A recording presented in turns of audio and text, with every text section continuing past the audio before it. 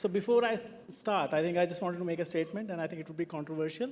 But I think in my head, the three big problems in the world are hunger, environment, and identity. So if anybody disagrees, we can have a debate about that outside this room, but that is what I feel.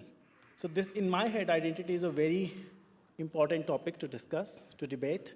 And I think as per a World Bank report, actually, digital identity is very crucial for driving social and financial inclusion. So that is why we are here. We want to talk about what digital identity is and actually what self-sovereign digital identity is, right?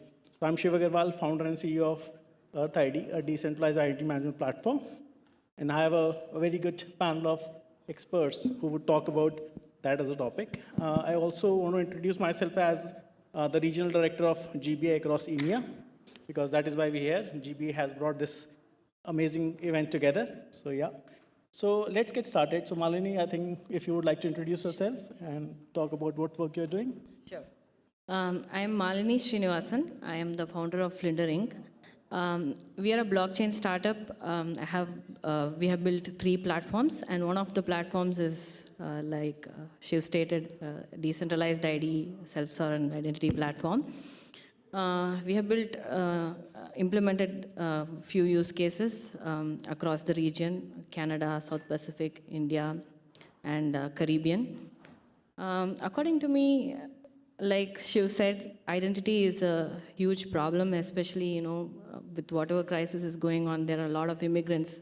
I was talking to someone on the hallway. They're coming in and they don't have an identity, they don't have a proof. And if governments want to provide grants to them, how would they provide grants unless they know that they're providing grants to the right person? So with self-sovereign identity, we can bring in this kind of inclusion and certainly help the society grow. So you have to add to your introduction, you are the 2022 winner of the Global Blockchain Association, Thank you. Yeah, thank you. Sorry, Government Blockchain Association.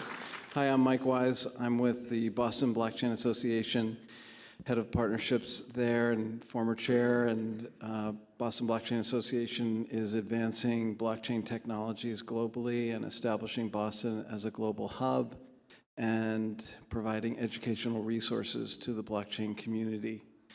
As you probably know, Boston is the seat, it was one of the intellectual capitals of the world with MIT and Harvard and all of the other great educational institutions. So that's really our focus, is to start solving the talent pipeline that we all know is out there, the lack of talent in the blockchain space. I believe that digital identity is a core functionality that we need in the business and government and nonprofit, all sectors. We need a solid self-sovereign identity solution. So it's worthy of doing as much work as we can on it. And I'm actually sitting here in place of Liz Tanner, who is headed up the Digital Identity Project at Rhode Island. And Liz couldn't make it down here today because of a conflict, which you'll probably find out later today. It was a very meaningful conflict. And so she asked me, hey, Mike, since you're down there, could you sit in for me? I really appreciate it. Thanks, I'll buy you a beer. Oh, sorry. Yeah. Hi, everyone. I'm Thomas Walls. I'm here with Liberland, and I'm actually the Minister of Foreign Affairs for Liberland. It's a wonderful, very interesting project. If you don't know about it, recommend you check it out. We have a full delegation here at GBA, including the president, vice president, and several other representatives. My background, I worked for the U.S. Embassy in Germany, as well as the U.S. Consulate in Hamburg, Germany. And then I got into travel. I've been a senior product marketing specialist for Expedia, Orbitz, and Travelocity. And when COVID hit, the travel industry took a nosedive. So I started my own business called Foreign Affairs International, and working with Liberland, trying to build a country built on the blockchain. And if you're interested, please hit any of us up and so we can talk to you about that. It's great to be here. And of course, Shiv is the moderator here. And you can tell that he knows a lot about self-sovereign identity with Earth ID. If you just have one look at their brochure, you can tell that Shiv really understands what self-sovereign identity is all about. And that product addresses all the concerns and all the aspirations of what self-sovereign identity wants to be and should be. It's basically to protect people's privacy, stop unwarranted data mining from big tech or for other entities. And I think we're in good hands with Shiv as the moderator. Thank you, Tom. So I think just for everyone's understanding, I think when we talk about self-sovereign identity, I think it's about a user-centric identity, which is basically privacy and consent-oriented. It's about data ownership. It's about how do you protect your information while you're interacting with the different products and services, right? So that is what self-sovereign identity is. On that note, there are actually a lot of use cases because obviously digital identity is a cross-cutting concern. It's not necessarily a vertical. Every industry, every government needs it for their citizens, for their employees, for their users, for their customers, right? So in that sense, there are a lot of use cases. We can talk about B2B, we can talk about B2G, we can talk about B2C. I think let's talk about that, right? So Malini, do you want to basically kick off with some of the use cases that you are working on or you foresee? Yeah, certainly. To add to whatever Shiv said, right? SSI, it has the three components: the issuer, the user, the consumer, and the verifier, right? Usually it is, you know, there is a public sector involved. It's a public-private sector, so it is B2G and B2B also involved for verification. So that's how it works. So there are many use cases. Yesterday I spoke about two of the use cases. Right. So both of them had B2G and B2G prospect and perspective and B2B perspective. So there are use cases that I'm currently working on with one of the clients in Canada. It's a real estate use case where they are the issuers and they are going to be the verifiers, right? So they are basically in the real estate firm and they do the mortgage processing. So what happens is, when a consumer comes to them, there are so many documents that need to be verified. It's not just a single document. So it's like their mortgage statement, driver's license, and tax letters, many. So what we're doing here is, we are basically bundling all those together. Once there is a first-time verification, and once the verification is through, we're bundling all this into a bundle proof and sending it back as a credential to the consumer.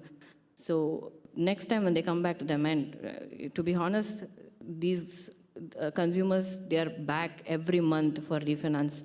So the processing time is like reduced more than 80%. It's like they are able to close the deal in just a day, because they're easily able to pre-verify the credentials that were already issued.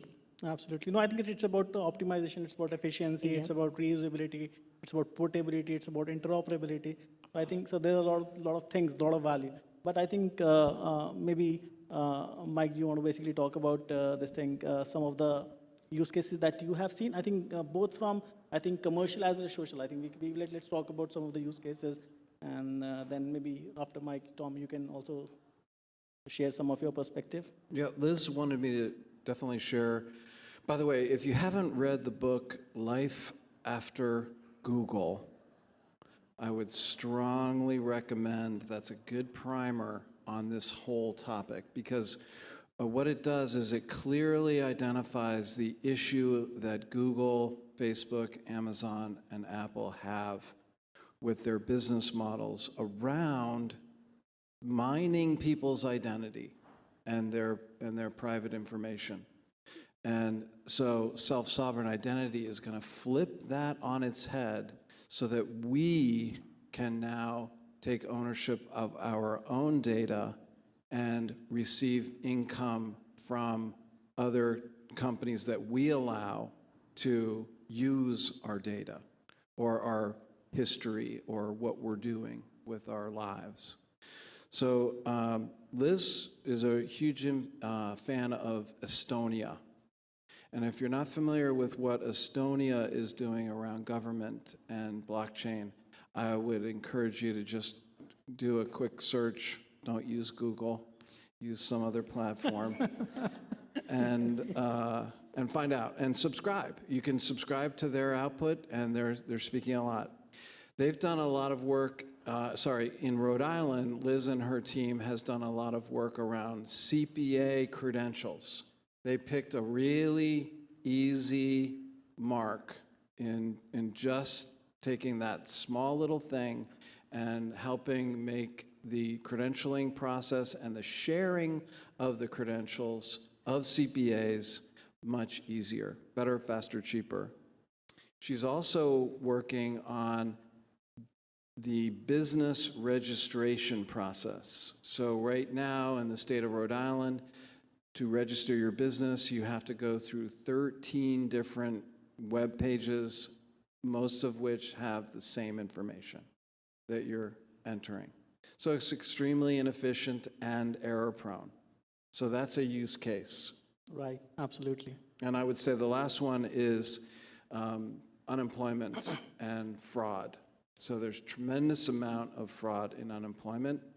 Having a SSI or a DID solution to that will help reduce that fraud. And guess what? That fraud is real money. And so when you start talking to a government person about blockchain, and by the way, Liz says, don't talk about blockchain. Don't use that word.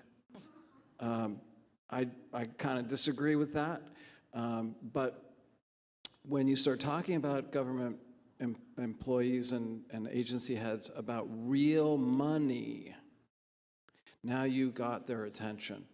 So, hope that Thank helps. you. So Tom, I think I think if you can talk about use cases from Liberland perspective, right? Because I think it's a new concept, and I think because obviously you have citizens, both I think physical residents as well as like e-residents. So I think what are the use cases that you are sort of exploring? Certainly. Well, we just mentioned Estonia, and that's certainly an example that we derive a lot of inspiration from. You can be an e-resident in Estonia, and you can also be an e-resident in Liberland. I'll show you my e-residency card. And, you know, it's for a nominal fee, you can register as a Liberland e-resident and start a business in the Liberland jurisdiction, which is really cool. And, you know, of course, we want to afford a certain level of privacy to Liberland citizens. We're thinking about actually not directly related to SSI, but a little bit using NFTs as proof of citizenship. As you can see, you scan the QR code on the e-residency card, and it comes up and it verifies that I'm an e-resident. It doesn't disclose any information that you don't need. That's one thing that I really like about SSI is selective disclosure. Like, for example, you know, like say a company wants to know that you have a valid driver's license so you can rent a car from them, but it doesn't need to know all of your information. I remember I'm from Florida, and they put a magnetic strip on the back of a driver's license. I always wondered, well, what's on there? You know, no one ever tells you what's on there. And I was at a gas station once and buying something that you need to show ID for. And so the clerk snatches it out of my hand rather impetuously, and he scanned it. I'm like, well, what are you doing? You know, that's my information on there. I don't even know what's on there. Why are you scanning it? And of course, you know, there's certain elements on there. And actually, Florida is moving towards, I think it's AVA standards on you know, maybe like a dozen or 2 dozen elements of information on there that retailers and law enforcement can look up.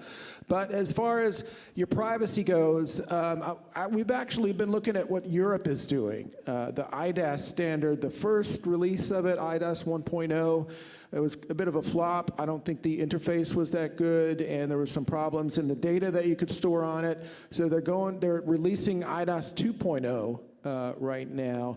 And if I could plug a book too, Drummond Reed and Alex Proikschat wrote the book on self-sovereign identity. It came out late last year, and that's really good. Drummond Reed is a great speaker on SSI, and he's actually been involved in W3C, the Sovereign Foundation, and developing many of these standards that will ensure a high degree of privacy, especially with zero proof of knowledge standards. And that's really important when it comes to the different use cases. Like, of course, you want to verify it's you. There's certain questions that usually answer, what was your first pet's name? I can show the verifier that I know the name of my first pet, yes or no, without them ever knowing that the name of my first dog was Choo Choo, but I know the answer to the question. So that's one element of technology that we're building into SSI that's really important. And we're actually, the voting mechanism for the NFTs had a zero proof of knowledge element to it, which I thought was interesting here at the GBA conference. So there's many, as far as use cases, I have a travel background. IATA has a travel pass that I think a dozen airlines use. There's many things that you can embed into your digital identity, keeping it private, but releasing only the information that you need to be able to travel. Is the person vaccinated? Is the person have a valid passport from this country? Can I enter without a visa, et cetera? So there's many things we can go into, and there's many other use cases, health, anything that requires identity. No, absolutely. I think in today's world of social media, right, we are used to oversharing. And I think this is I think, as per the latest news, that earlier Facebook used to basically mine your data. But now with Meta, they have started mining your biometric data, right? With all the interactions that you are having as part of their metaverse ecosystem. So they are now basically collecting the biometric information, which can actually go much further with respect to the impact that it can have on your lives, right? So I think it's very important to understand the importance of your data and then basically tackle the problem of privacy, right? But while we have discussed about a lot of use cases, and actually maybe we can spend the entire day talking about different use cases, but I think what I also want to understand, I think, are what are the pitfalls, right? What are the challenges that we have seen, right? Because obviously, we can say that, okay, we own the data as individuals, and we don't want to share it with someone, right? But what are the pitfalls, I think, because there might be certain repercussions, right? When I say, no, I don't want to share my data. So let's talk about some of those challenges or I think hindrances that we have seen. Who want to go first? I can go. Yeah, sure. So the very first thing, right, in this SSI concept is you need to have the ecosystem of issuers and verifiers. Otherwise, it will not work, right? You can just having an issuer and the consumer is like not having a verifier is like a chicken and egg situation, right? Issuer keeps issuing, but then there is no point, unless you have the verifier. Similarly, it's with just onboarding the verifier. Again, for the consumer to adopt to this kind of SSI wallet, right? Or why should I download this wallet? Unless there is they are convinced that all actors on that ecosystem are onboarded and they have value for it, they will not go to download, go forward to download the wallet and use that. The other thing that I can think of is obviously government, right? Government, I know we have been having this discussion from yesterday.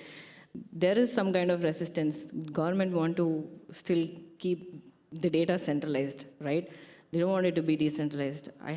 We have had, experiences where, the government is ready to interact with us, but they want the data to still be centralized with them, right?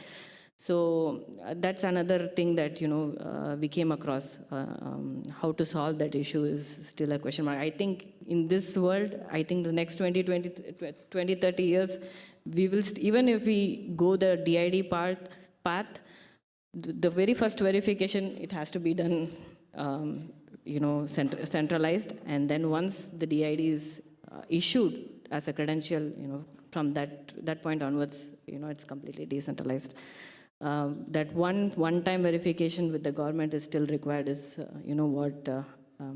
is still out there, unless the government is ready to, issue the credential itself as a decentralized ID.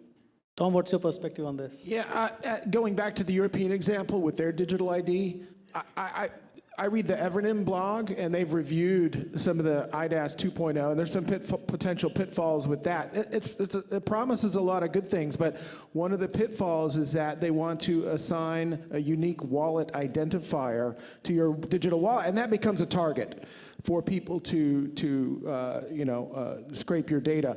And they also want to have a kill, someone suggested they have a kill switch to kill your wallet in case one of your credentials is revoked. And that, to me, that doesn't make any sense. What if you have other non-IDAS content in your wallet and they invoke the kill switch and there goes all your wallet with all your data? That's like the police, to say your driver's license is revoked for speeding and the police come to your house and destroy your whole file cabinet just because you lost your driver's license. That doesn't make sense to me.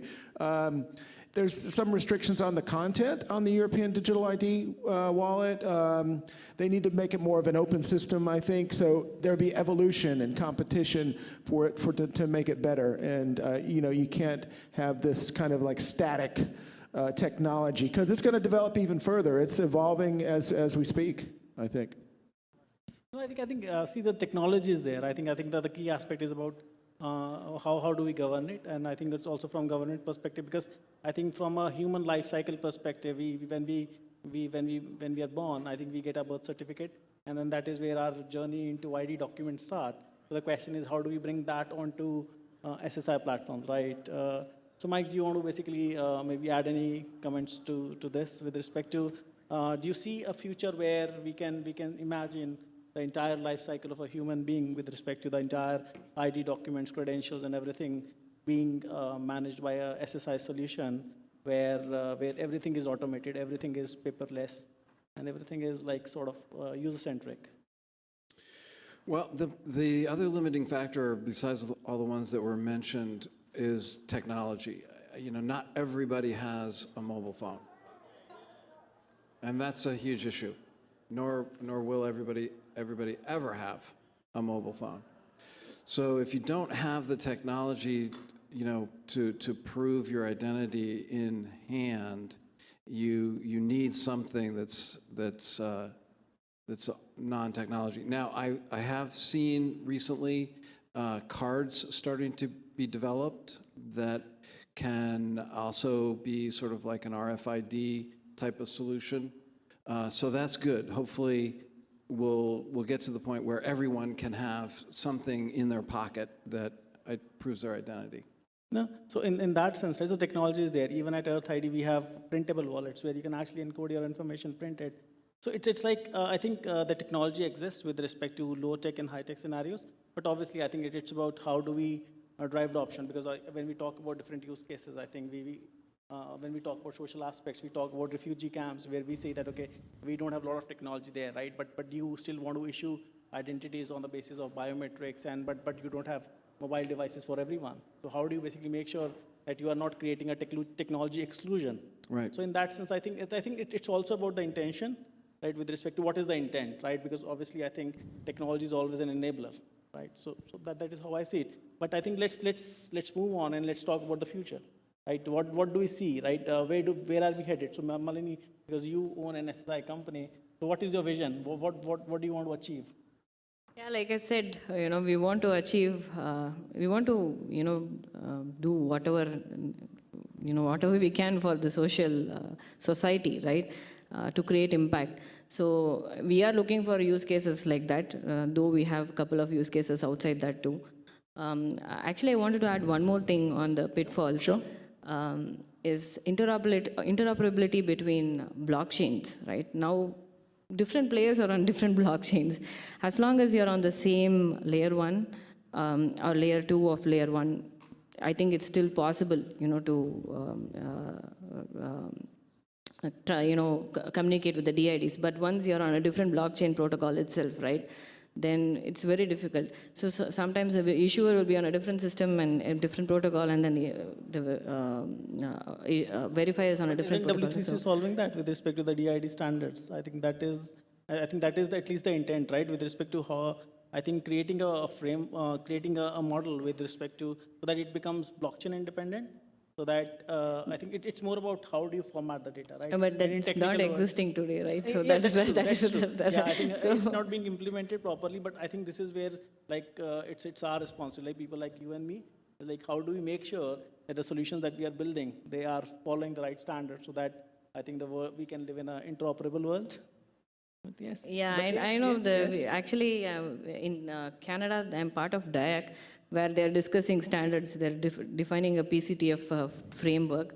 They're defining standards and trying to bring in standards for interoperability between digital IDs. So that's going on. That's going to be the future. So. Okay, perfect. Tom. Well, as far as the future, and we're talking about the promise of SSI, which all of you guys have insight and inspiration into, I think a lot of folks all over the world lack access to financial systems.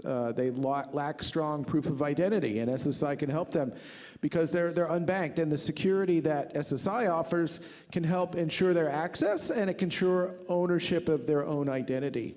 And we'll see, as you guys are actively working on the agents that are the interface between the exchange of info between your wallet and your vault and other verifiers or other parties that temporarily need access for your information.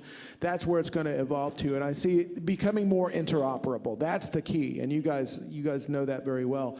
We'll see the falling away of the need for username and password. You can just have your verified credential. Oh, it is this person. They've answered these questions. So that we'll see that going away. Cuts down on spam and phishing. A database. Of course, companies or verifiers that take your information will maintain some records, but a database that's full of yeses and nos is much less attractive to a hacker than a database with your personal information in it. So that's one step in the evolution I see. I do a lot of work in ancestry and genealogy, and I correlate a lot of circumstantial evidence, and if I didn't have that, I wouldn't be able to make any sense out of the research I do. So this will ensure people's privacy and the, sovereignty over their own identity. Mike, what are your thoughts on the future? We are in a race against the clock right now, and the race is against quantum computing. So within the next, and I heard somebody just say recently, 5 years. I think it might be a little bit longer than that, but the technology has a way of accelerating. Within the next, say, 5 to 10 years, quantum computing is going to be in the hands of bad actors with malicious intent and at scale. And quantum computing, to put it very simply, is going to shred any technology that's not built on next generation blockchains. Not even this generation. By the way, my Twitter handle is MikeWise07 if you want to quote me on that. So very smart people at MIT are talking about this. I'm glad they're working very aggressively on future states of blockchain technologies to protect all of us and all of our data from hackers. I love that comment. A database with yeses and nos is much less attractive to a hacker than a database with all your information. We can print some T-shirts out of that, right? Yes. Yeah, actually, to add on, even you can define an expiry for how long you can hold the credentials. So that also adds to it. So if you want to just share it for a few hours, the verifiers can just access those credentials for a few hours, and then it will be completely inaccessible. So I think, so what Mike you just said, right, with respect to, I think, the race. I think technology is always a race, right? It's about how quickly and I think how fast you can drive innovation. And I think there's always this race between the bad actors, the good actors, and the innovators. And I think we have come very far, right? But obviously, I think there's this race would always continue, right? But it's also about the intent, right? Because obviously, whatever technology we have at hand, it can go either ways. It can be used for both purposes, right? So I think this is where I think when we talk about SSI as a concept, as an industry, as a technology, I think it's about the good intent, right? But I think obviously there are certain challenges that we all foresee. I think this is where as a closing, I would like to basically maybe any final thoughts that any one of you would like to maybe share with the audience with respect to what we just discussed. Just Any one final more. parting thoughts. The point about bad actors. Bad actors can also include states, Just think of some of the authoritarian regimes that collect information about their citizens, social credit system. We don't want our technology to develop into that, where the state can, give you considerable disadvantages for holding the wrong opinion. We saw it here in the United States with data collection by the NSA. There's the Stellar Wind program, which basically was a sweeping a mass collection of data, warrantless, without a warrant, surveillance of American citizens who weren't even subject to a FISA warrant. So we don't want our technology, as you say, to become an Orwellian nightmare. We have to be very safeguarding of our privacy and our liberties. So that's one thing we should be wary of. Yeah, that's what I wanted to add to the bad Thank actor. you, Tom. Any final thoughts, Mike? I'd say, I'm a big fan of the river of information. So we have to be feeding our brains with really good information from reliable and trustworthy sources. So, Tom, you mentioned the Evernym blog, good source of information. Not only follow the blog, follow the authors. The Evernym, Evernym. They've got use cases and case studies on there. They're not perfect, and no one is. So always be a little bit, we call it in Boston and other places, DYOR. Okay, great. So do your own research. Never take anything at face value. Yeah, and so I would say be sharing information that you find that's good. That's one of the great things about LinkedIn and Twitter and Telegram and some other places. It's important for all of us to share, as we say in Boston, all boats rise with the tide. So we have to help each other in this way. And when you find a good source of information, share it. I hope that that digital identity rapidly advances, because as I said in the beginning, I think it's a foundational piece of this whole blockchain equation. Thank you, Mike. Malini, last. Yeah, certainly, future is SSI. It is going to move that way, but probably I won't say few years away. I think, one of the reasons for bad actors, that's one of the reasons why government is still, want to hold their data centralized, not go out, completely decentralized. They want to be sure with whatever they're doing is, it's not into bad hands. So, but I'm sure we will reach that stage where, everything becomes decentralized, completely a digital world, and DID will certainly be used for social and economic cause, providing great, advantage to the society. What do you think about Shri?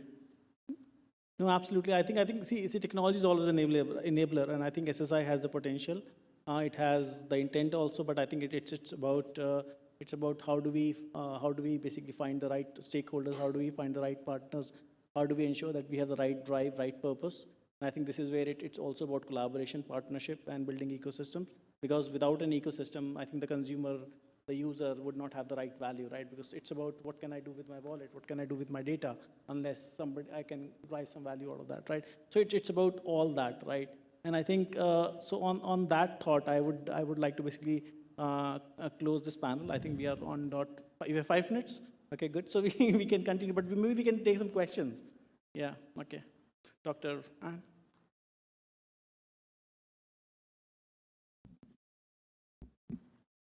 Hi. I'm not quite sure. Let me preface it by saying I'm not quite sure we have an answer for this question, but I'd like to hear your thoughts, okay? As we're doing the work that we're doing with a certain population of people, we're becoming more aware of some barriers that these individuals face. And the technology, like you said, is an enabler.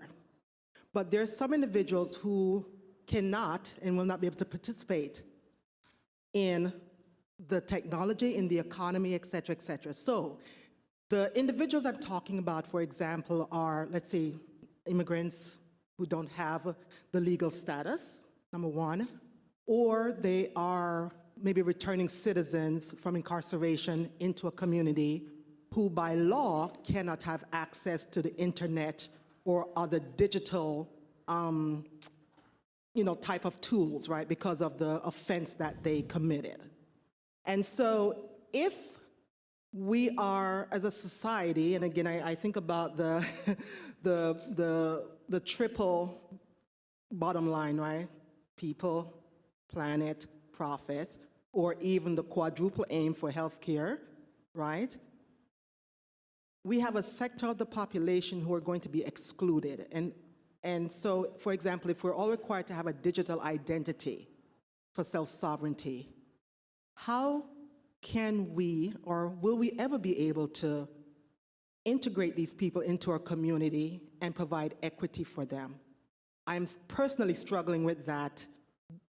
So I think that as we think about the, I'm using quotation fingers, the regular community, we shall not and cannot forget those who have certain barriers, because at the end of the day, it's our safety and health of the community as a whole.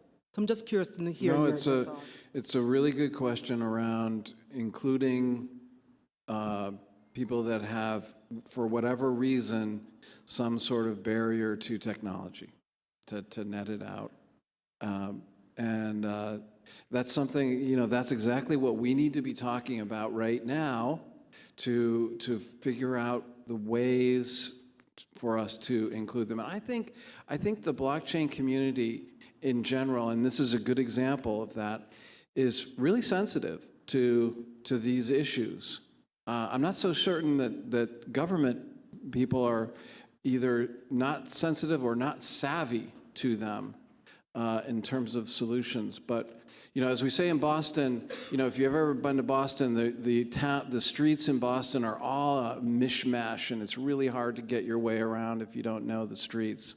And that's because they paved over the cow paths way back at the beginning. And so what we do not want to do is pave over the cow paths. In other words, we got to re-engineer things and not just blockchain enable things. I like that analogy. I think there's one aspect of SSI that can address underprivileged and underserved people. For example, job applications. Okay, like for example, they ask you a lot of intrusive questions on job applications. What does it matter to an employer if you've been incarcerated for a marijuana offense? It doesn't have anything to do with how well you can do your job. So with SSI, and when they're reviewing applications, they don't need to see all of your data. They just need to know what's your experience. They don't need to know your background or your age necessarily. They need to know, if you have experience in a certain area. So by keeping certain aspects of your data private, that may be one way to reduce, prejudging people based on, whatever this person's done this, so they're not going to be, acceptable in our circles or something like this. So I have read some pieces on SSI and protecting people's privacy and data in job applications, for example. Right. No, I think it's a very important aspect which Dr. Ann has raised, and I think by virtue of being born, you have an identity, right? So I think you don't need technology for being born. You are born and you have an identity, right? But for us to basically get access to services, that is where we basically try to map that to documents. That is why we basically try to map that to digital identity. So it's about how do you basically do that in a way where basically we don't exclude people, right? And it's about how do you basically look at people who are marginalized, people who are unbanked, who are basically people living in, who are displaced, right? So this is where it's about inclusion, and I think SSI as a technology, it can drive that, right? But we are running out of time, and I want to basically close the panel. But I hope that in this discussion, we were able to basically share some food for thought. And obviously, there are a lot of topics, questions that we can discuss, and I think we are here, and we can basically have that discussion. And I think that this discussion was helpful because you were able to basically do some live demonstrations. We talked about books, He gave some T-shirt quotes, and then we also basically gave some social media advice. So I hope it was useful and you enjoyed it. Thank Thank you. you, everyone. Thank you for providing us.